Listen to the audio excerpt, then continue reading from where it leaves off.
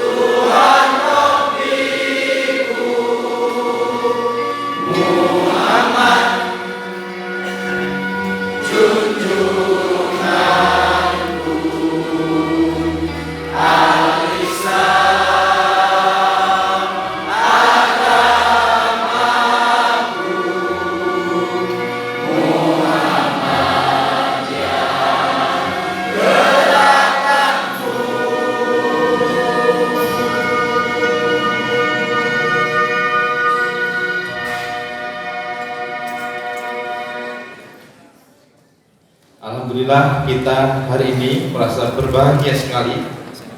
Kalau selama ini kita hanya melihat di TV One acara ILC, melihat Pak Rocky dengan argumen-argumen yang disampaikan hanya di layar kaca, maka hari ini bisa bertemu langsung dengan kita, melihat wajahnya dengan style yang gaya milenial.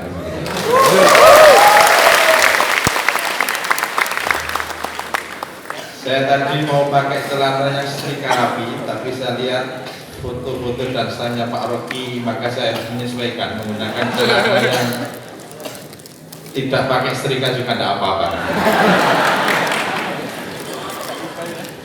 Terima kasih Pak Rocky, karena beliau nanti jam 3 ke Lamongan, besok pagi ke Sidoarjo. Hampir seminggu ini beliau penuh sekali. Nah Bapak Ibu sekalian, saya ucapkan selamat datang di kampus Universitas Muhammadiyah Surabaya, UM Surabaya, atau UM itu Universitas Mikir Surabaya. Karena sebelum tadi ketemu saya pertama, terima kasih Pak Rektor sudah bertemu di Universitas Mikir Surabaya. Bapak Ibu sekalian, ahli neuroscience itu membagi otak manusia menjadi 3 jenis. Ada otak yang tidak normal, ada otak normal, dan juga ada otak sehat. Otak tidak normal ialah otak yang secara struktur akan anatomi itu mengalami kelainan sehingga tidak bisa berfungsi dengan baik.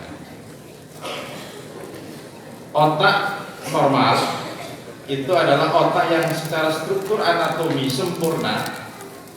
Dia bisa berpikir matematika, logika, dia bisa berpikir secara cerdas, tetapi tidak bisa membedakan mana yang baik, mana yang tidak, mana yang sesuai dengan aturan, mana yang tidak sesuai dengan aturan, mana yang hak dan mana yang batil. Maka otak normal itu belum tentu sehat. Orang cerdas itu juga belum tentu sehat. Maka muncullah otak yang ketiga, yaitu otak sehat.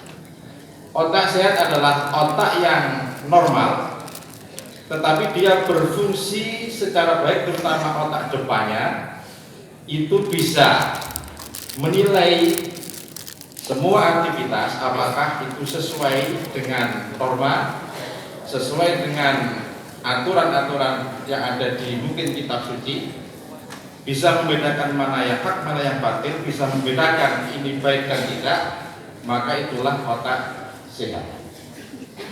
Maka ketika kita diamanati untuk mengelola sebuah pemerintahan, manakala kita menganggap kritik atau masukan dari orang-orang yang bisa menggunakan akal sehatnya untuk memberikan masukan demi kebaikan negara, tetapi kemudian ini dilakukan persekusi atau dilakukan intimidasi, maka mereka otaknya normal saja, belum tentu otaknya sehat secara betulan.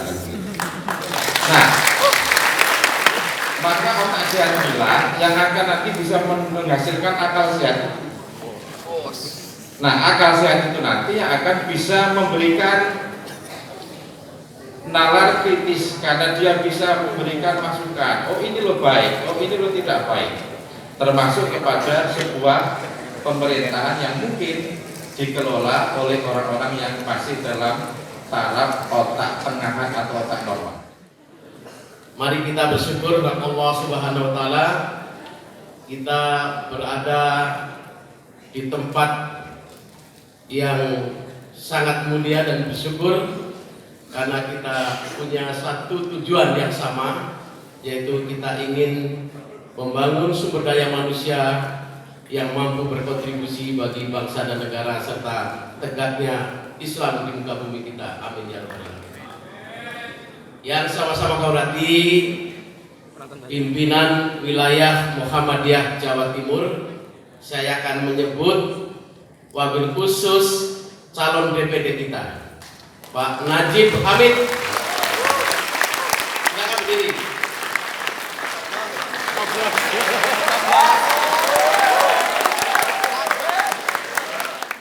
Di acara kuliah umum Rocky Gerung membangun nalar kritis di kalangan kampus untuk Indonesia berkemajuan. Tanpa panjang lebar kita langsung panggil provokator atau profesor, ahli filosof, ahli politik yang sering kita temui di televisi. Silakan Bapak Rocky Gerung.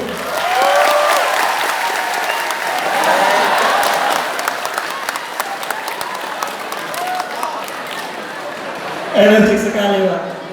Pak Rocky Gerung, apa kabar?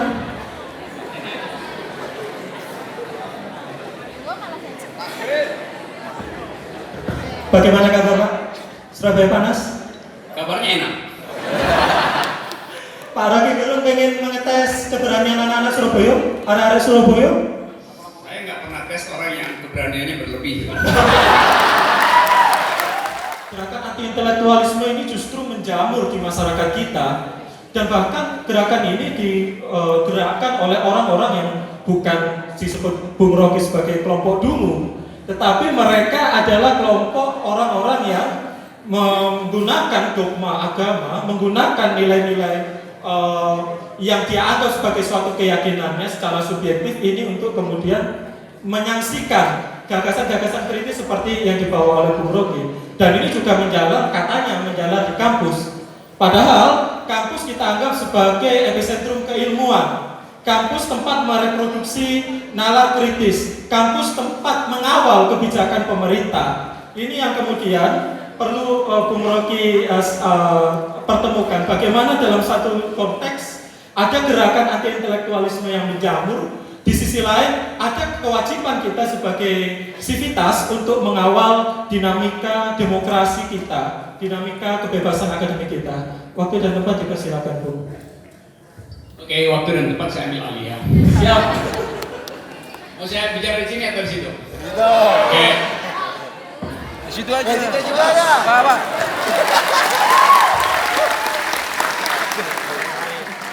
Saya pakai mimbar ini dalam upaya untuk mengkudeta rektor.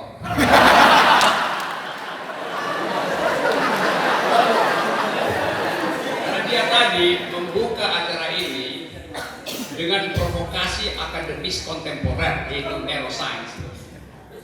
Dan itu bikin saya harus cari cara agar supaya bisa balancing the ideas, method, dan intellectual influence dari beliau. Saya pakai baju begini sebetulnya karena saya antisipasi rektornya pasti rektor milenial.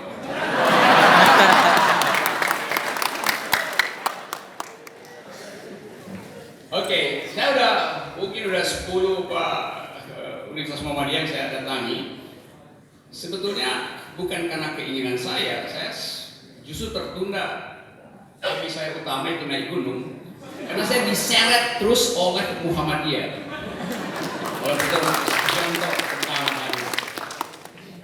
Tapi kalau saya naik gunung, kalau saya diseret, saya pasti luka, kena duri, merangkak. Tapi karena diseret Muhammadiyah, saya tidak tergores karena diseret oleh akal sehat.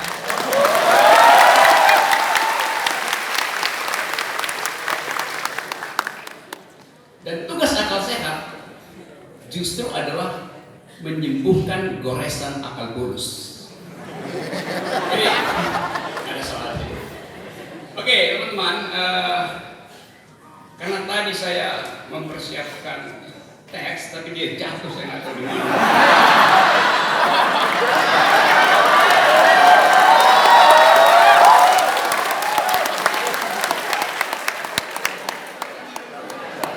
Oleh karena itu, maafkan teksnya, agak banyak hilang. Dan terpaksa saya harus melayani tantangan intelektual dari Rektor Universitas Mikir Surabaya. Mikir adalah fungsi dari brain, dari otak tadi.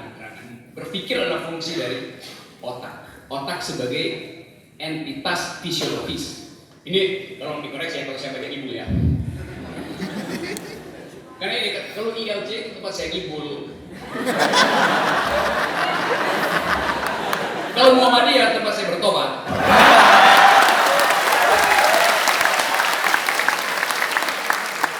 Karena saya mau ngibul tadi, ternyata rektornya dokter. Jadi saya mau cari cara ini supaya ngibulnya nggak ketahuan.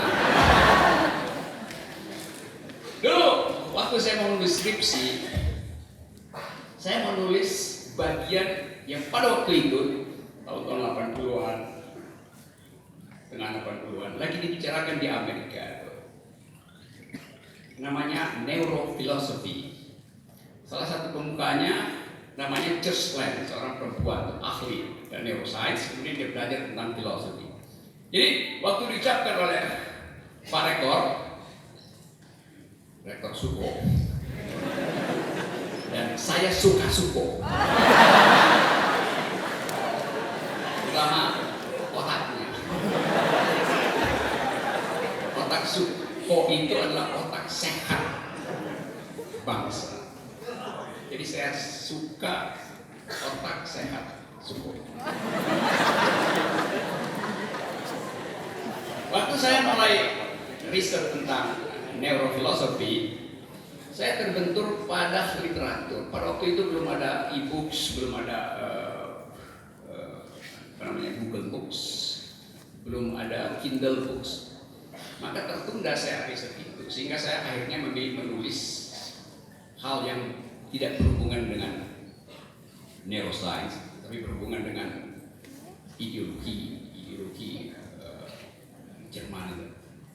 Tapi tadi diingatkan ulang, lalu saya mengingat bahwa memang setiap kali saya bicara akal sehat, orang merasa tersinggung, terhina. Seolah-olah bangsa ini nggak sehat sehingga saya mesti promosikan akal sehat. Fakta bahwa dia tersinggung itu memperlihatkan dia akalnya memang nggak sehat. Jadi orang yang membuli akal sehat memang dialah objek untuk terapi akal sehat. Dan itu ada di netizen, ada di birokrasi, ada di korporasi. Jadi bangsa ini pelan-pelan sedang ditenggelamkan oleh bagian atau jenis otak yang tidak normal, yang diterangkan tadi oleh Pak Sukota. Mengapa tidak normal? Kita tidak menghina otak sebagai tidak normal, tapi kita mau terangkan bahwa dia tidak berfungsi sesuai dengan apa yang seharusnya dilakukan dia agar supaya eksistensi kehidupan ini berkembang. Apa yang membuat hidup berkembang? Karena ada evolusi otak. Dan itu yang berhenti di kita hari ini. Nah, temanya adalah membangun nalar kritis di kalangan kampus untuk Indonesia berkemajuan. Itu quotation dari siapa? Kalau kita bikin semacam imajinasi, saya membayangkan ini diucapkan 180 tahun yang lalu kira-kira oleh seorang anak muda milenial yang namanya Ahmad Dahlan, yang memilih untuk mendirikan universitas, mendirikan perguruan tinggi, mendirikan sekolah-sekolah, dan tidak tergoda untuk nyalek pada waktu itu.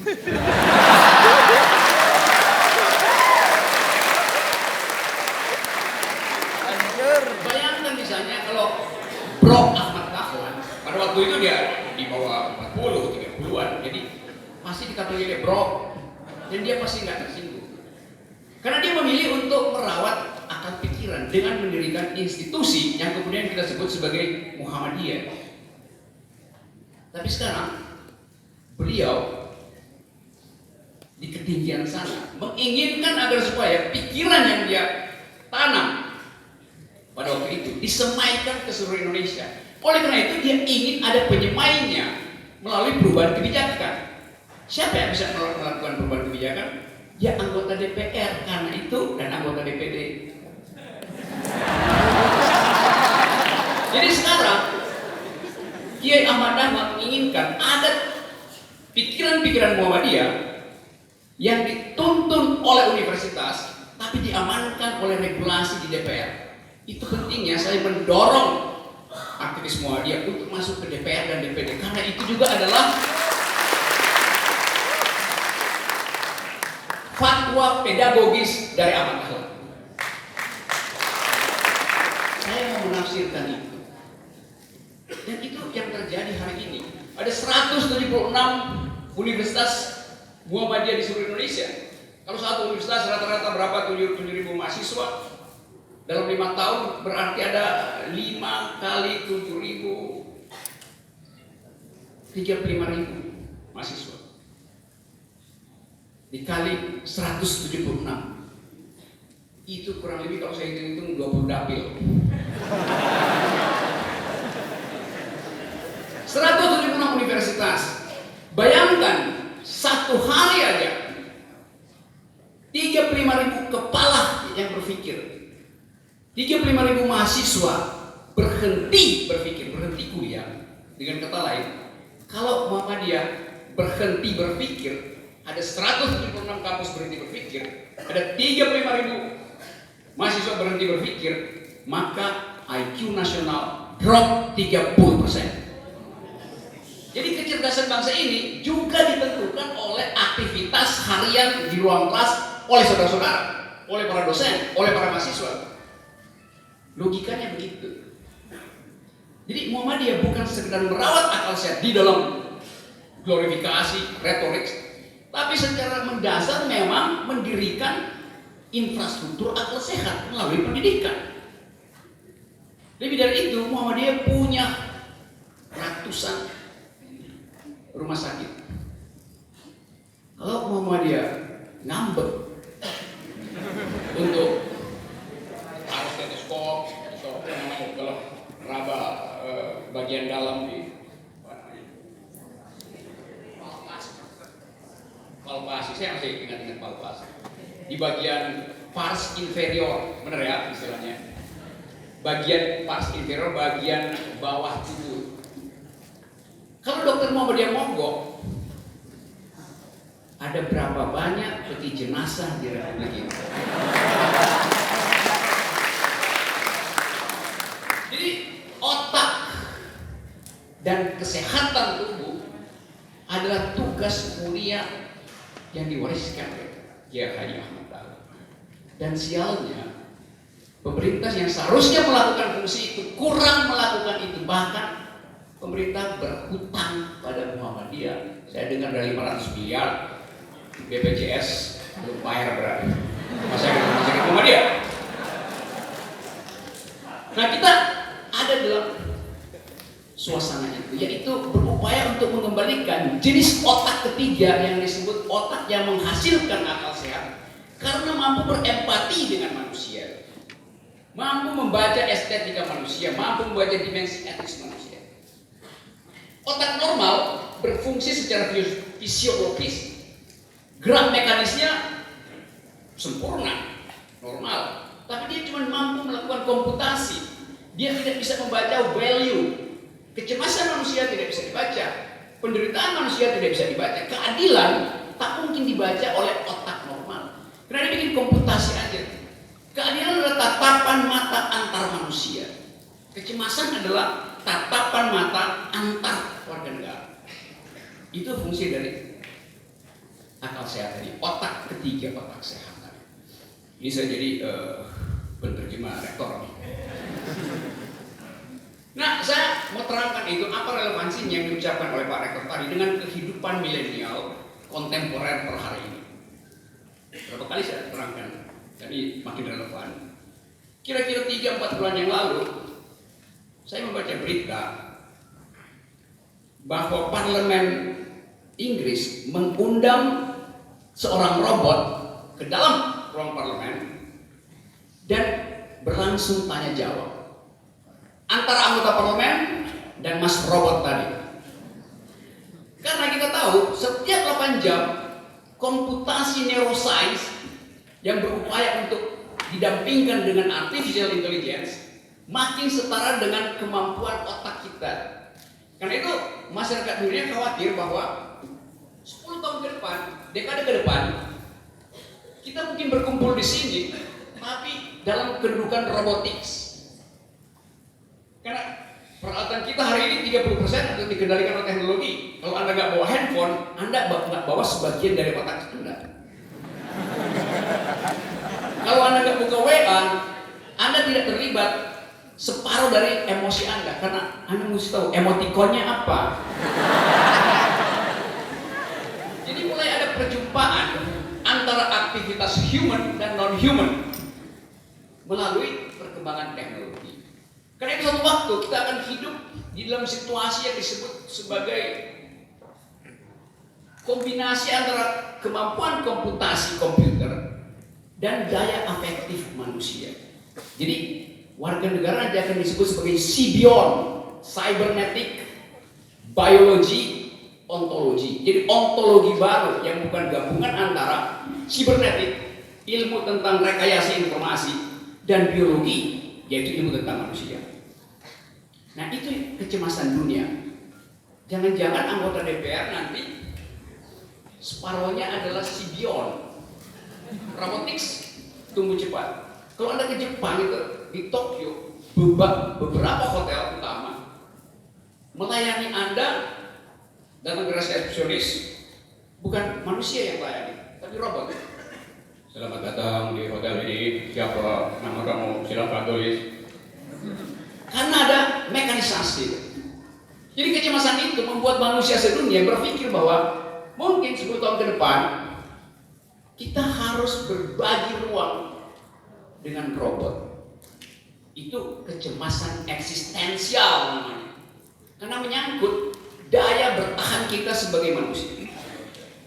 Nah, kecemasan itu yang membawa Parlemen Prancis mengundang seorang robot. Seorang, karena tentunya pada waktu itu humanoid. Mungkin kalau yang datang adalah bentuk binatang, kita bilang seekor robot datang ke depan parlemen. Waktu terjadi dialog, si anggota parlemen bertanya, Master Robot, apa pendapat kalian robot tentang nasib manusia 10 tahun ke depan? Jadi ada ini kisah benar, kisah sungguhan. Ini cerita beneran ya, bukan cerita yang saya pungut dari bawah pohon beringan ini, di mana kita orang gunting rambut, enggak.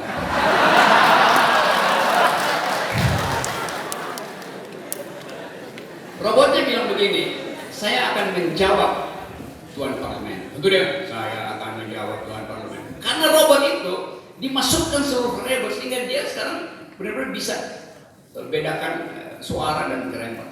Robot bilang begini, justru kami bangsa robot yang cemas dengan masa depan kami. Karena sangat mungkin kami punah bila kami gagal mengadopsi kemampuan berbagi keadilan dari manusia. Kami mungkin punah bila kami gagal memperoleh pengetahuan tentang daya afeksi manusia. Kami pasti lenyap kalau kami tidak mampu untuk memandang mata manusia bukan sebagai objek biologis, tapi sebagai objek sosiologis, objek psikologis. Jadi robot justru cemas. Karena robot dihasilkan dengan kemampuan komputasi, tapi tidak punya kemampuan afeksi. Robot dengan kata lain, versi Pak Rektor tadi, tidak mampu untuk tumbuh memperoleh akal sehat. Dia pasti hanya sampai akal normal di dalam bentuk mekanik. Karena akal sehat itu memerlukan rasa. Robot tidak didesain untuk menghasilkan rasa. Robot bisa berpikir tentang keadilan dalam pengertian utilitarian. Siapa dapat apa, kapan, untuk apa, dengan jumlah berapa. Tapi tidak mungkin membagi keadilan. Beda dengan tatapan mata ibu-ibu di sebelah kanan saya. Yang sejak pagi hari saya bisa tahu ada kecemasan pada mata emak-emak karena harus membagi nutrisinya yang terbatas dengan bayi dalam kandungannya. Dia berpikir, kalau saya ke pasar, apakah harga telur masih bisa terjangkau? Dari pagi emak-emak sudah terlibat dengan politik keadilan. Sebelum tidur malam, dia berpikir besok pagi uang jajan untuk anak saya yang masih SD cukup enggak? Jadi, saudara-saudara, keadilan itu adalah apa yang dirasakan secara somatik, pertemuan antara tubuh dan keadaan, dan secara batinnya. Karena itu terus menurut saya mendorong agar kita mau membongkar soal keadilan ini dari perspektif akal sehat, itu mengucapkan kritisisme. Jadi kalau kita mau belajar tentang keadilan misalnya, saya kalau ada anak sosiologi atau anak hukum, saya nggak akan terangkan di sini misalnya soal apa kata John Locke tentang justice, apa kata John Rawls tentang difference principle, tapi kita langsung rasakan itu pada kehidupan real manusia dari bangun pagi sampai tidur malam. Cemas terhadap masa depan, cemas terhadap kehidupan sehari-hari, itu perkara kita. Tetapi seringkali dikatakan bahwa nggak ada problem dengan keadaan ekonomi. Anda lihat statistik bilang, buktinya harga-harga justru turun. Berarti tidak terjadi inflasi, efek inflator dari APBN justru menurunkan harga. Kalau kita secara gampang, ini memang harga turun, tapi ekonomi ada dua penjelasan. Harga turun bisa terjadi karena saya tidak membeli, saya tidak mampu membeli, akibatnya harga akan turun. Jadi turunnya harga bukan berarti ada intervensi pemerintah untuk menurunkan harga, tapi daya beli emak-emak tidak tumbuh. Kan anak ekonomi bisa tahu secara cepat-cepat kan? Inflasi apa? Harga turun disebabkan karena nggak ada barang yang laku. Jadi kita mesti balik logikanya, putar habis-habisan. Saya baca lagi di media massa. Listrik sepanjang Jawa surplus. Jadi jangan takut kekurangan listrik. Memang, kenapa surplus? Karena pengguna utama listrik, industri-industri besar tutup. Relokasi pergi ke memang terlihat karena terjadi deindustrialisasi justru. Dan aktivitas ekonomi, ya jelas listrik berlimpah. Itu cara-cara berbohong di dalam statistik. Yang adalah hasil dari akal yang tidak normal. Karena itu kita aktifkan akal sehat untuk menantang cara berpikir negara yang banyak nyibulnya. Kalau dikatakan lagi misalnya nggak ada kesenjangan sosial, ini Gini rasio kita, indeks Gini kita membaik dari 41 turun ke 39, tanda tidak ada ketimpangan sosial. Mahasiswa yang belajar ekonomi semester 2 tahu apa itu indeks Gini. Gini rasio itu adalah alat untuk mengukur kesenjangan pengeluaran, bukan pendapatan, expenditure. Saya kasih contoh, sering saya kasih contoh cepat supaya ibu-ibu juga mama bisa terangkan ini di pos roda terakhir di desa saudara-saudara, supaya tetangga kita tahu bahwa ada penipuan. Saya ingin apa yang saya bicarakan di sini tidak sekedar beredar di WA grup ibu-ibu, tapi juga jadi pembicaraan di RT RW. Membuat pos ronda itu tempat membicarakan politik yang real, itu kepentingan kita. Jadi sampaikanlah pesan ini ke pos ronda, hansip, ke mantan suami, ke calon istri. Karena dengan itu kita kumpulkan suara supaya kita bisa hasilkan nanti di 17 April suara yang betul-betul datang dari akal sehat.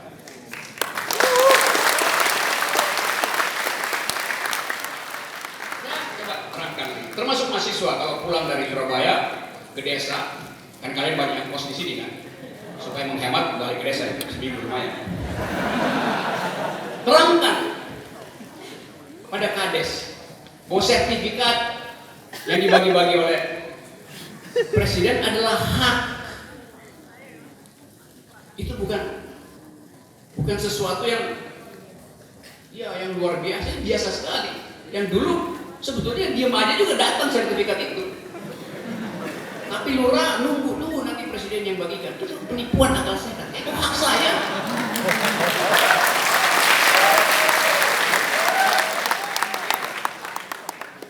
Jadi saudara, tadi sampai di mana? Oh, saya terangkan dari soal buat mahasiswa supaya punya pengetahuan metodik untuk berdebat dengan para pembohong statistik.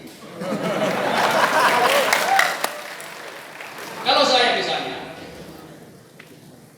konsumsi saya itu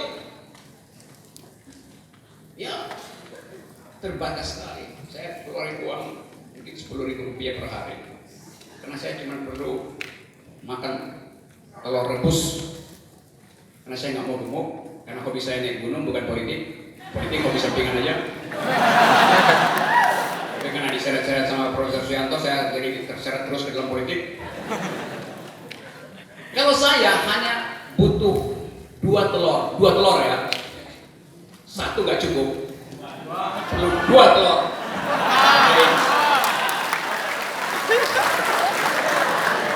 Saya hanya mengkonsumsi 2 telur,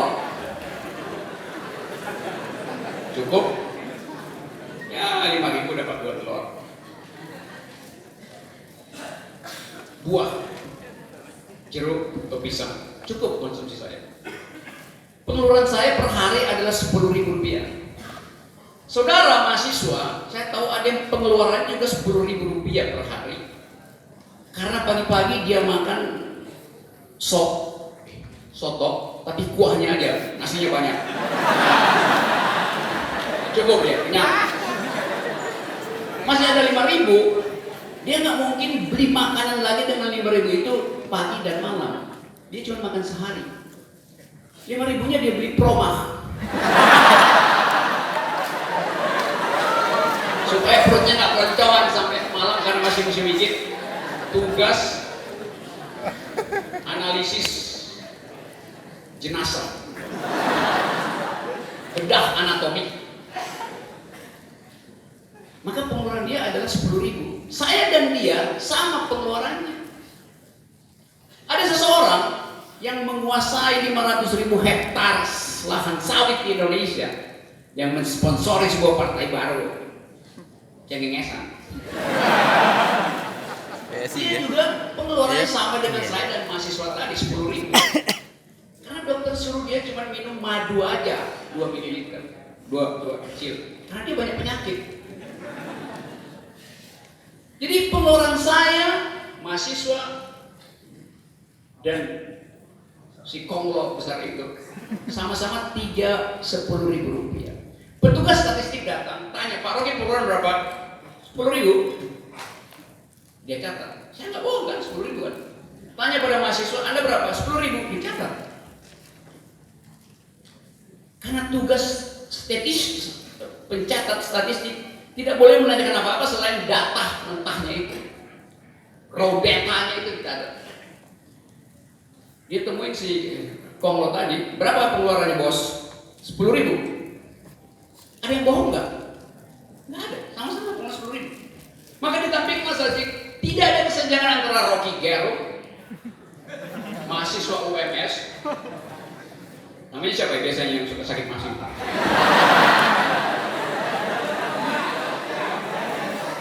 Dan sang konglot keluar di koran, tidak ada kesenjangan ekonomi karena indeks Gini-nya adalah 0.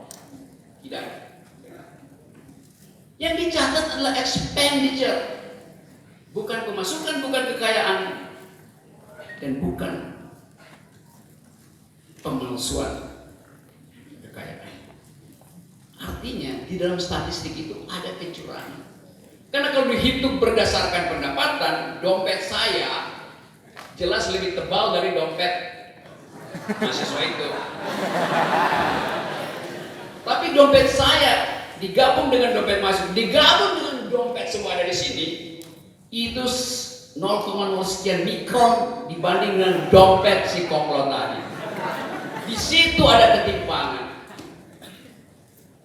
Karena cuma ada 4% orang Indonesia yang menguasai kekayaan negeri ini. Jadi sebagai akademisi kita mengaktifkan akal sehat untuk mengintip window of vulnerability di dalam statistik. Bohong statistik ini, bohong. Itu yang saya terangkan bahwa menggeleng terhadap kekuasaan adalah aktivitas akal sehat. Saya mesti bilang salah, statistiknya salah, nipu.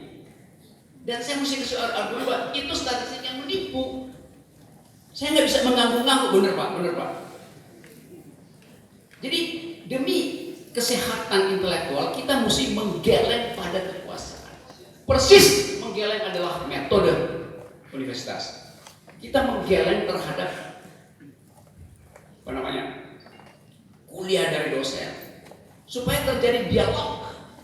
Akal sehat memproduksi dialog. Orang yang manggut-manggut. Ada dosen, profesor menerangkan sesuatu, dosen mahasiswanya manggut-manggut. Padahal dosennya lagi berbohong. Padahal dosennya kekurangan pengetahuan karena dia tidak membaca riset terakhir 8 jam sebelumnya. Dalam ilmu fisika misalnya, teori fisika berkembang cepat. Fisika bukan matematika yang stabil rumusnya. Fisika berubah terus karena perubahan paradigma. Dari Newton, pindah ke Einstein, terus Stephen Hawking terangkan dengan cara lain yang disebut Big Bang, Theory of Everything. Jadi kalau ada seorang profesor fisika datang ke sini menerangkan misalnya tentang gravitasi dengan cara berpikir yang Ptolemeus, kita bilang salah karena itu sudah dikoreksi oleh Newton. Dia menerangkan secara Newton, kita bilang salah karena dia dikoreksi oleh Einstein. Di terakhir mungkin dia nggak baca riset terakhir tentang Theory of Everything. Sehingga waktu pagi-pagi dikasih kuliah fisika, ada seorang mahasiswa yang merasa kok nggak begitu, tadi malam saya baca lain. Kenapa dia baca lain? Karena dia nongkrong di kafe yang internetnya gratis, sehingga dia bisa baca Google di situ. Kenapa dia nongkrong di situ? Karena dia nggak bisa pulang ke kamar kosnya. Kenapa? Karena udah habis ongkos kosnya ibu, kosnya ganti kuncinya. Tapi ada wisdom di situ. Justru karena ditutup ibu kos, dia nongkrong di kafe 24 jam walaupun di emperan. Beli kopi 2000 perak, nongkrong di depan Alfamart sampai pagi. Buat dapat limpahan kuota, limpahan internet. Waktu dia pagi-pagi datang, dia bilang itu agak salah sebetulnya. Tapi dia nggak mau bilang salah di depan profesor. Akibatnya pengetahuan yang dia bawa juga salah. Waktu ujian dia isi dengan cara yang salah. Harusnya mahasiswa itu bilang, Pak Profesor, yang Bapak terangkan itu salah. Dia mesti menggeleng pada profesor. Jangan mengganggu Anda. Karena Pak Profesor, ini ada riset terakhir, saya baca 8 jam lalu. Sudah berubah paradigma fisika tentang alam semesta. A Brief History of Time, direvisi misalnya. Yang disebut Intelligent Design, direvisi. Kalau si profesornya tidak angku, dia akan bilang, silahkan saudara punya pengetahuan baru, pakai di mana saya, terangkan pada mahasiswa saya. Itu namanya profesor yang peduli pada kemajuan, profesor yang berkemajuan. Lain profesor bilang, kamu mahasiswa tingkat 2, protes saya nggak luluskan. Itu profesor feodal.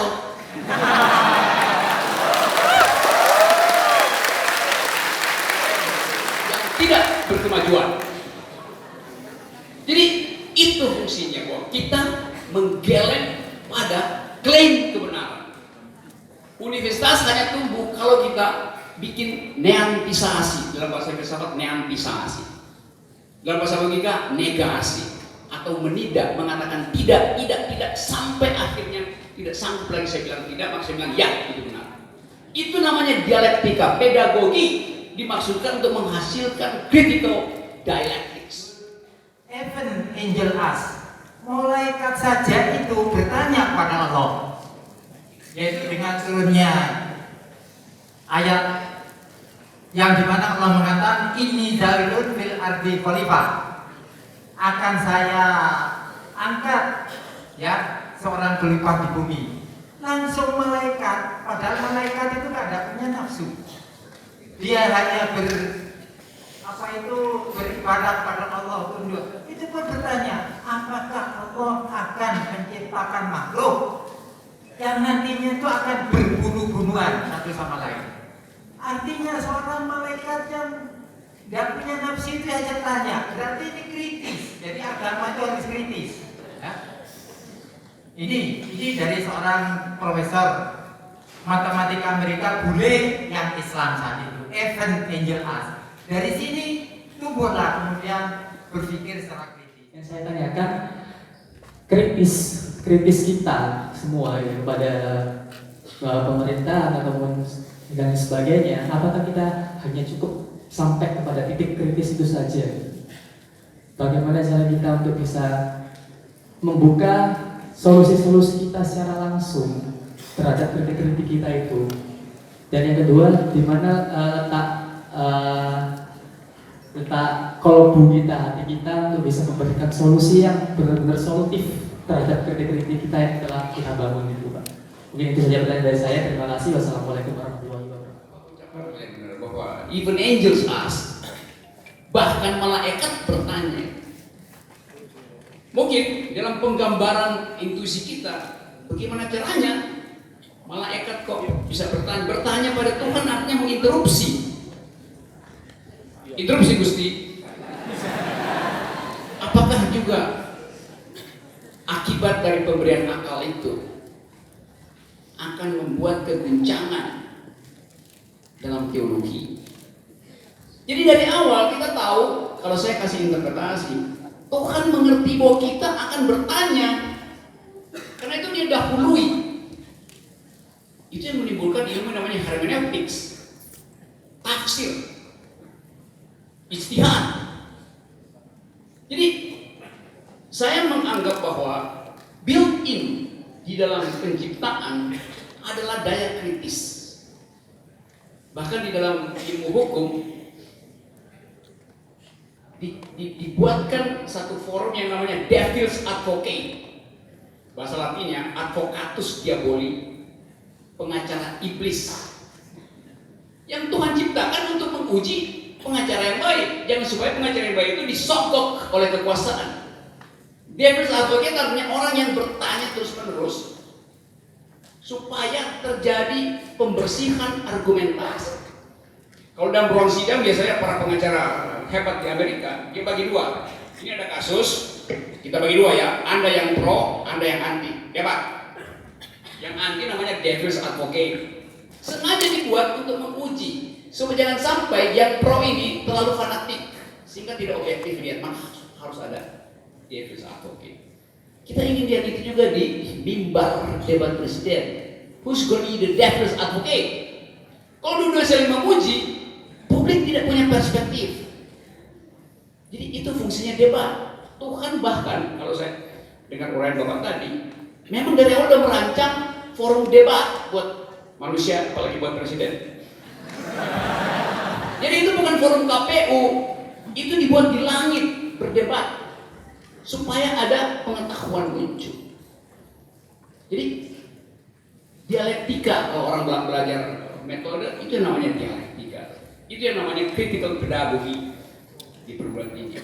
Jadi itu terima kasih diingatkan ada hubungan antara penciptaan dan pemusnahan. Menciptakan selalu berwujud pada pemusnahan supaya terjadi pengujian sehingga ada yang baru tumbuh itu. Soalnya kedua tadi saudara Pangeran Trunojoyo dari Universitas Trunojoyo ya. Tugas akademisi adalah memberi kritik. Tugas akademisi memberi kritik. Di dalam pertemuan akademis orang memberi kritik. Solusi itu bonus. Jadi jangan bilang kalau Anda nggak bisa kasih solusi jangan kasih kritik. Enggak, kritik itu adalah metode analitis. Kritis artinya menganalisis. Analisis artinya membongkar, mengurai. Dalam ilmu kedokteran, menganalisis artinya mengurai anatomi, dari kata anatomi sama mengurai supaya kita bisa lihat partikel terakhir, sel terakhir yang bersembunyi di dalam daging manusia apa sel itu. Nah, ini selalu saya terbawa pada ilmu kedokteran ini. Nanti saya minta dikoreksi kalau saya salah, tapi jangan salah memang. Di dalam ilmu kedokteran ada satu gejala yang biasa disebut sebagai apoptosis. Sel itu kalau dia rusak, dia sakit, dia akan bunuh diri. Namanya apoptosis, selnya bunuh diri supaya tidak mengganggu sel yang sehat. Dalam bentuk bisul misalnya, darah putih kita mengepung basil itu atau bakteri, maka selnya mati. Jadi dia sebenarnya bunuh diri. Karena dia sel itu cerdas, kalau dia nggak bunuh diri, sel yang lain itu mati. Jadi di dalam diri sel ada self criticism, mengkritik diri sendiri dengan cara membunuh dirinya supaya sel lain itu. Kalau dia gagal bunuh diri, dia menjalani proses metastasi, menyebarkan, maka terjadi kanker. Ternyata hari ini 30 menit yang lalu saya buka IG, langsung tanpa pikir panjang, absen, berangkat ke sini. Nah, dan ternyata waktu masih ada. Dan tepat hari ini agak alay dikit ya, meskipun amat milenial ya. Tepat di tanggal 29 Januari saya minta kado terindah, satu foto dengan Dedi nanti. Baiklah, berkaitan dengan kedatangan beliau, saya hanya ingin mengatakan bahwa yang pertama, saya tidak pernah bisa move on dari sebuah cerita tentang Bukit Syangsu yang beliau sampaikan di salah satu televisi swasta. Bagaimana beliau menyampaikan dengan intonasi, kemudian mimik dan gayanya begitu memikat sehingga membuat kita selalu berpikir, siapa berdua itu? Siapa Bukit Syangsu itu? Yuk kita tonton di 17 April 2019. Kemudian saya ingin menyampaikan pula bahwa sebenarnya keberadaan politik di 2019 ini sangat luar biasa sekali. Namanya Bu. Oh ya, nama saya Herwin. Herwin Gerung.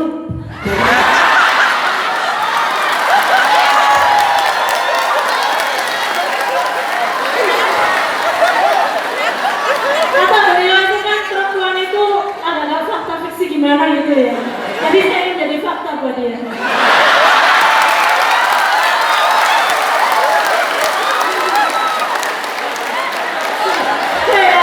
Kemudian yang ingin saya sampaikan adalah keberadaan politik 2019. Masuk. Oh gitu.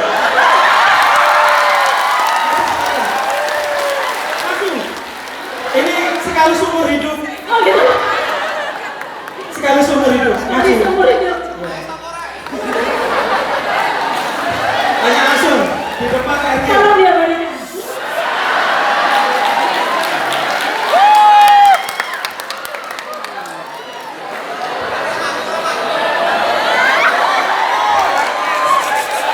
Mimpi apa Bu?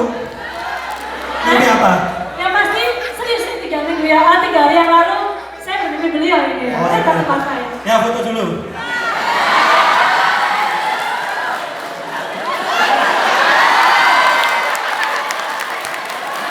Prof.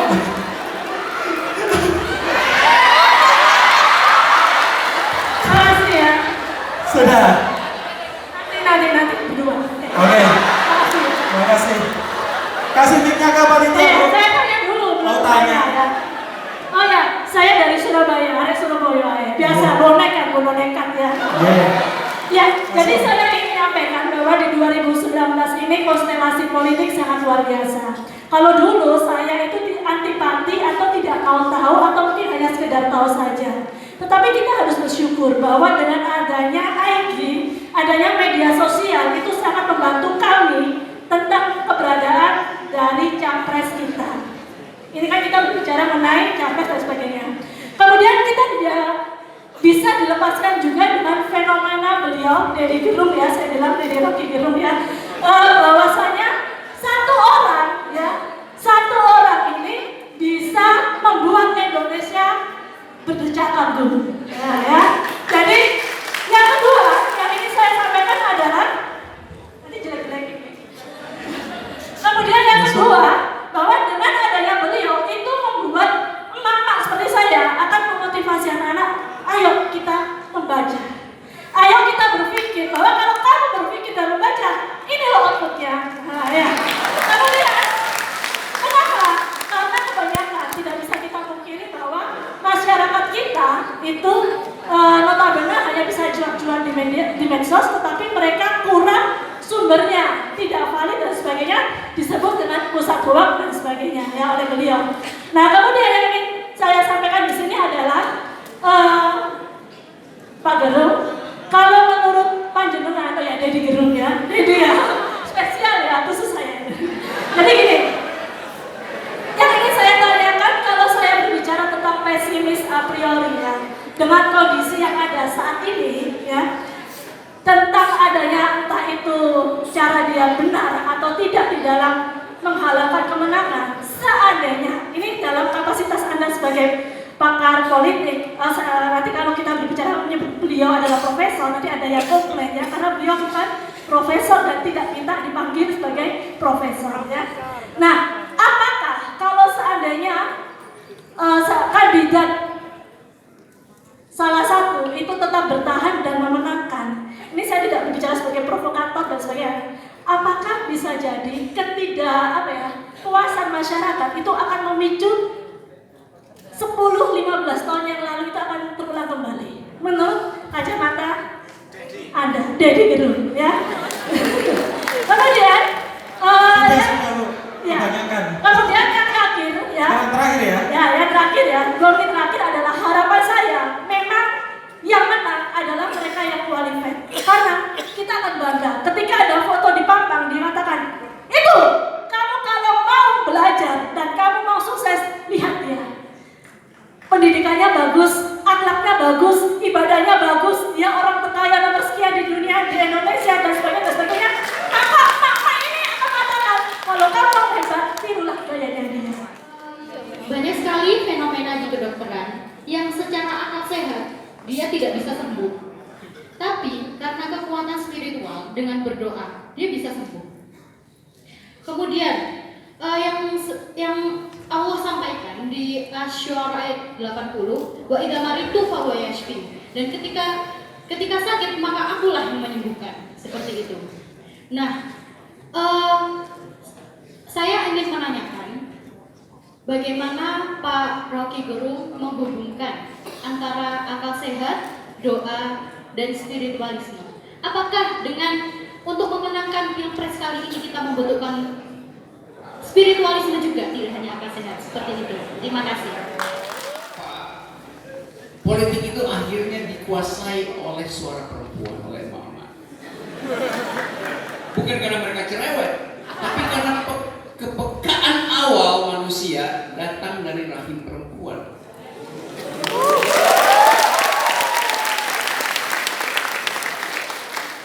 Keadilan sosial pertama-tama dirasakan oleh rahim perempuan.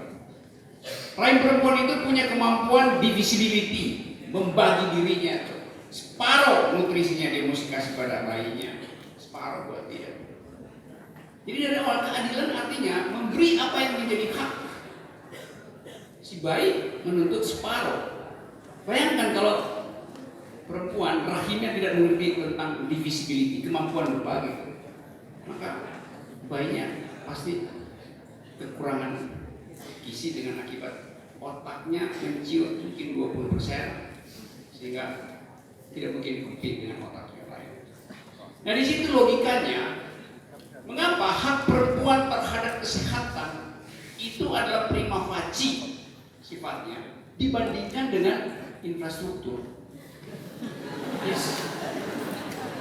Karena APBN itu selalu ada trade off. APBN itu terbatas, atau milih beli susu untuk kesehatan bayi atau membeli aspal.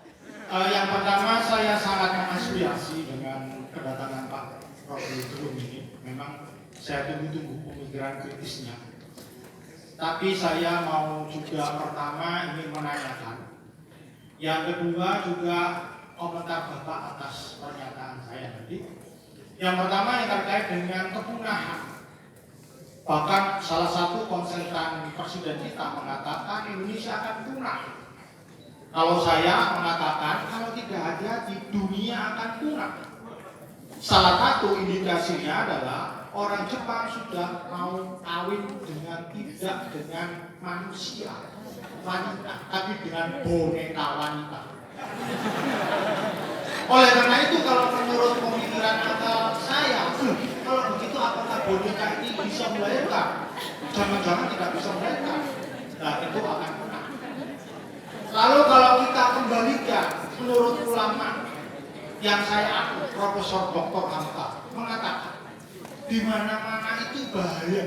Saya mungkin menyambung dari pertanyaan mahasiswa tadi terkait dengan spiritualisme. Apakah semua itu harus didasarkan dengan menjaga-jaga? Tidak.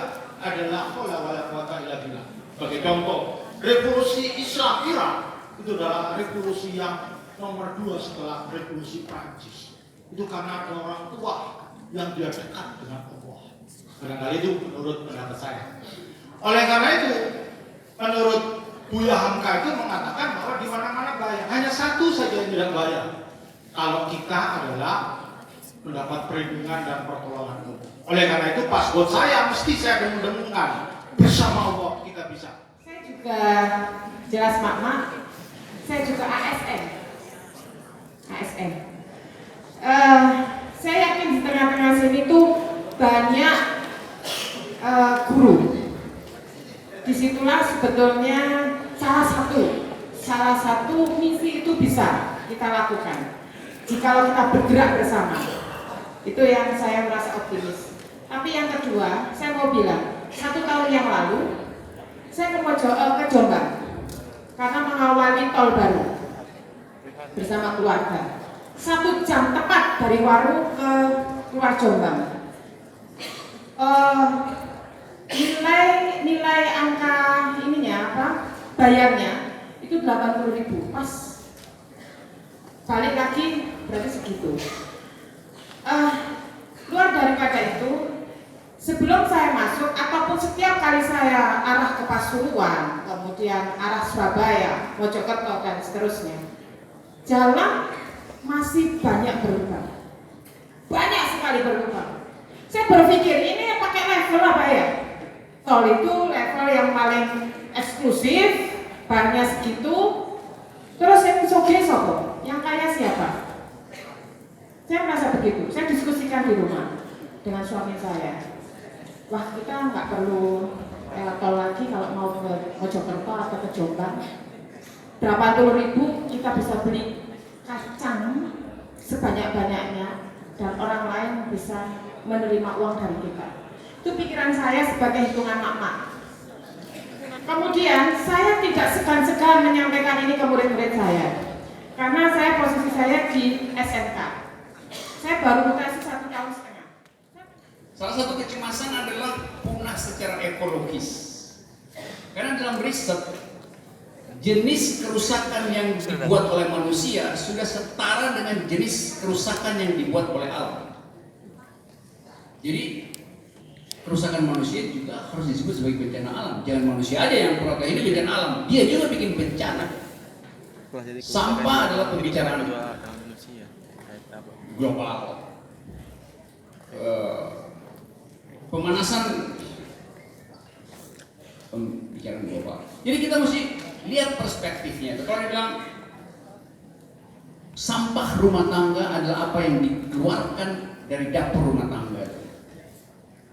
Lain, sampah itu apa yang Anda bawa masuk ke dalam dapur Anda, mulai dari kantong plastik yang dibawa dari supermarket itu udah sampah. Kita bawa masuk sampah sebetulnya, bukan buang sampah. Itu soalnya. Sehingga orang berpikir untuk cari planet yang kira-kira setara dengan kondisi ekologis bumi sebelum bumi itu hancur. Jadi kalau Anda bayangkan, nanti orang akan pergi ke planet, maka dia meninggalkan bumi. Sekaligus secara filosofi radikal membayangkan Tuhan yang lain. Karena konsep Tuhan melekat pada kehidupan bumi. Kita bisa perluas dia, tapi ada keterangan tentang alam semesta. Jadi pikiran kita tumbuh justru karena kecemasan hari ini. Bisa selamat nggak bumi kita? Karena itu orang bicara tentang environmental ethics. Saya rasa cukup. Mohon maaf jika ada salah-salah kata selama memimpin acara ini. Saya kembalikan ke pembawa acara. Wassalamualaikum khairat. Assalamualaikum warahmatullahi wabarakatuh.